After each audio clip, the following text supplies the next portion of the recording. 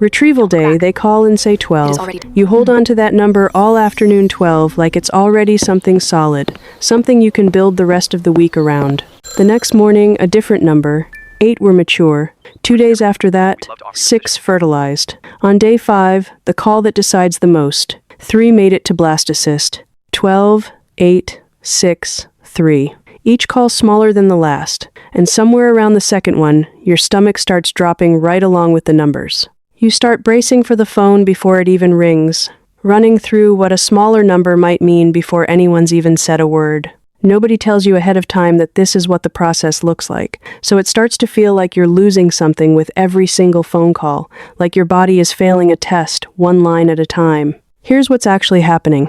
Egg retrieval, maturity, fertilization, and blastocyst development are 4 separate stages, and almost nothing moves through all 4 at the same rate. Not every retrieved egg is mature enough to fertilize, some simply aren't ready yet, and that has nothing to do with anything you did. Not every mature egg fertilizes successfully, even under ideal lab conditions. And not every fertilized egg keeps developing all the way to a blastocyst by day 5 or 6. Some naturally stop along the way, which is part of normal embryo development, not a sign that the lab or your body did something wrong. This isn't a flaw specific to your cycle, it's the shape of the process itself, for nearly everyone who goes through it. Think of it less like a countdown and more like a filter, narrowing at each stage toward the embryos with the best chance of continuing. The narrowing isn't a sign that things are going wrong. It's the process doing exactly what it's built to do, and it would be happening this same way even in a body that goes on to have a straightforward, successful outcome. That doesn't make the calls feel any smaller in the moment. You can understand the biology and still feel your chest tighten every time a new number replaces the last one, still find yourself doing the quiet math on what's left. Both of those things are allowed to be true at once. One thing worth naming directly: your numbers will not look like someone else's numbers, and that's not a reason to worry. Age, protocol, diagnosis, and plain biological variation all shape these numbers differently for every person. 2 women on the exact same medication schedule can still end up with completely different counts at every stage for reasons that have nothing to do with effort or preparation.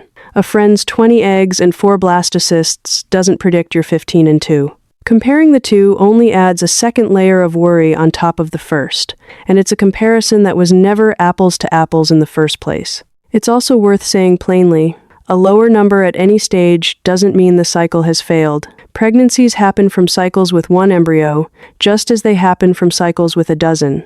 Clinics see this constantly, a modest-looking number that goes on to work, and a large one that doesn't. The number you end up with tells you what you're working with, it doesn't tell you what's possible. Something else nobody quite prepares you for. It's possible to feel real grief over a number, even while staying hopeful about what's left. You can be genuinely glad about the 3 blastocysts and still feel the loss of the 9 that didn't make it that far, the ones that existed for a few days as a real possibility and then quietly stopped. That's not pessimism. That's just what it feels like to care this much about an outcome you can't fully control, and it doesn't cancel out the hope you're also allowed to hold for what remains. If a number feels confusing, or lower than you expected, or just hard to sit with, that's a conversation for your clinic, not a search engine. Your embryologist can walk you through exactly what happened at each stage of your cycle, in a way that a general explanation like this one never can. They can tell you whether your numbers were within a typical range for your age and protocol, what factors may have played a role, and what it means for your plan going forward. General patterns can tell you why numbers narrow. Only your care team can tell you what your specific numbers mean for your specific situation. You're also allowed to stop refreshing the portal and rereading the message you already understood the first time. It's a natural instinct rereading a number as if it might say something different on the 5th look than it did on the first, but it rarely brings the calm it seems to promise. One honest check-in with yourself is worth more than 5 anxious rereads of the same number. By the time you reach a transfer, the number in front of you might be very small, sometimes just 1. That's not the process falling apart. That's the process having already done the narrowing it was built to do, quietly, over several days, so that what's left is what actually has a chance. You didn't do anything to make your numbers what they are, and there's nothing you could have done differently. No supplement, no amount of rest, no perfect week to protect a number from shrinking. This part of IVF was never something you were meant to control by trying harder.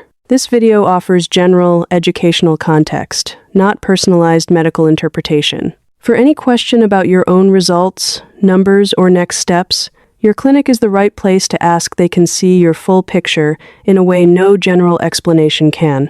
If a number surprised you during your own retrieval, what stage hit hardest, the mature count, the fertilization number, or the blastocyst call? If you're moving through IVF one uncertain number at a time, EM Braya is here to help you feel more informed, more supported, and less alone. Subscribe, and we'll keep walking through each stage together. Next time, we'll look at what those embryo grades and letters on your report actually mean, the AAs, the BBs, the numbers next to them, and why a lower grade isn't the same thing as a lower chance. The number on the call is not the whole story. It's just the next step in one.